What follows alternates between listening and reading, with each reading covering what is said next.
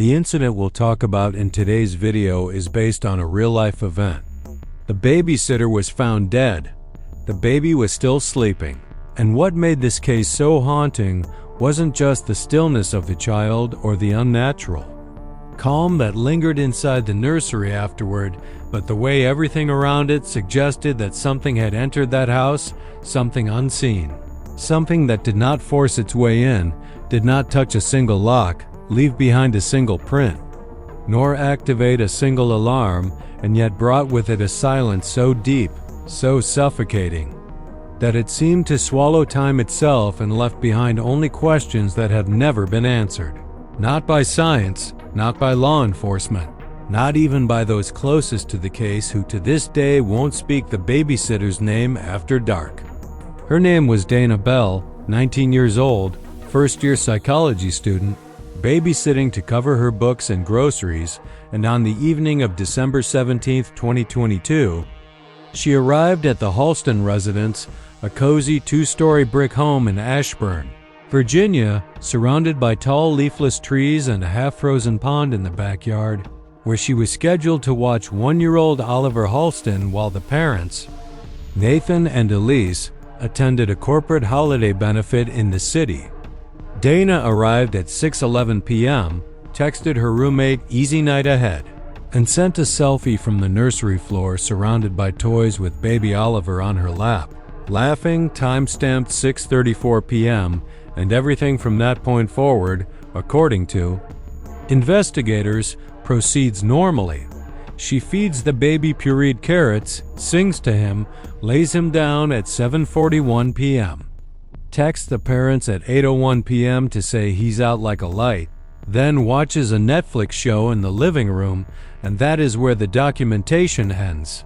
But where the terror begins, because at 11:46 p.m., the next-door neighbor, an elderly woman named Linda Foster, called 911 to report what she called a crack in the silence, saying she'd heard a sharp, strange sound like a scream being interrupted mid-breath, not loud, but wrong.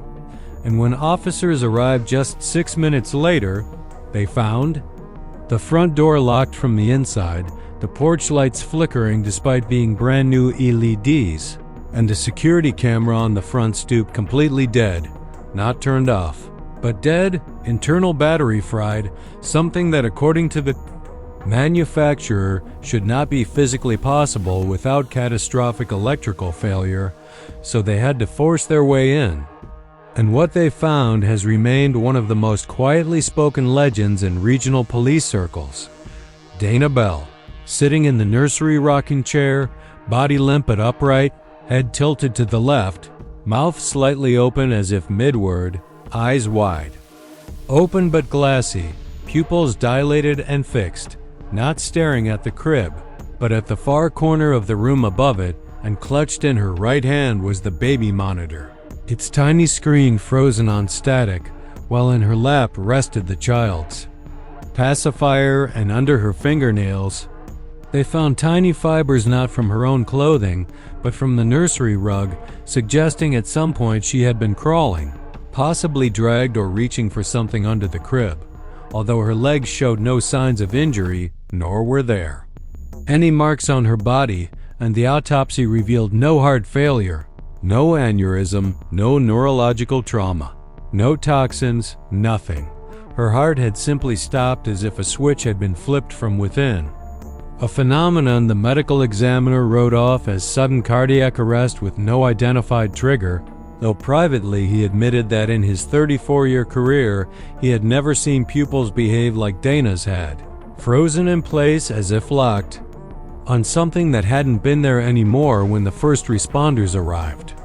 Even stranger, Oliver was sleeping peacefully in the crib, undisturbed, his vitals normal, his breathing steady, no bruises, no tears, and when the paramedics picked him up, he smiled, laughed, and clapped, as if he had not seen or heard anything at all. But what baffled investigators more than anything else was the condition of the room itself.